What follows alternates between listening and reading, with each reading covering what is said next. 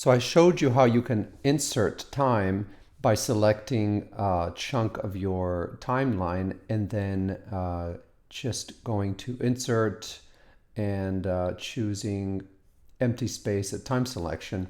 There are two other similar things you can do. One would be to remove a certain amount of time from your project, just like a chunk of it. And another thing you could do is actually crop the project to the selection. So all of these things can be easily accessible through the right click menu. So for instance, once again, if I want to add a bit more of an intro here, I could select a segment. Instead of going to insert in the menu, I'm just going to right click. And over here, I get three options that are kind of grouped together. One is insert empty space and time selection. So that would be the same thing as this right here, okay? But the additional options are to remove the content of the selection, and one more would be to crop project to selection. So let's try all three. So the first one, once again, is just to insert empty space, and that's just going to push everything over.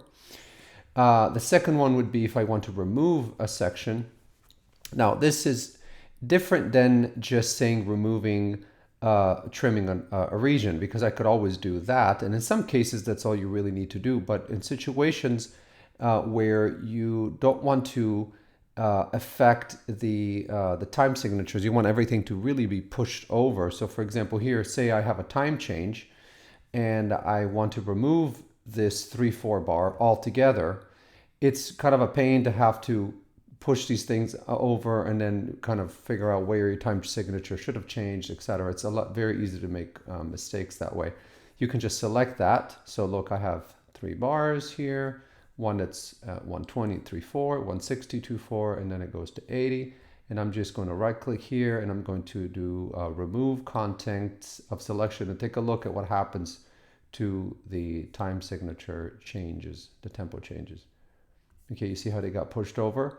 So that's a lot. You're really removing a chunk, and it basically everything else, including any automation you might have, gets pushed over.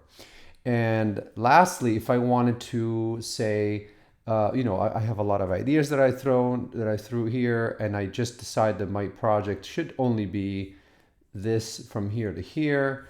I don't really want anything else available. I just want to remove the rest. And instead of copying and then pasting it somewhere else, you can just right click and do, let me do it again, right click, crop project to selection. And then what happens is everything else gets removed and all you have left is that segment that you selected. So all three things can save you quite a bit of time and maybe a little bit of frustration. So hope it helps.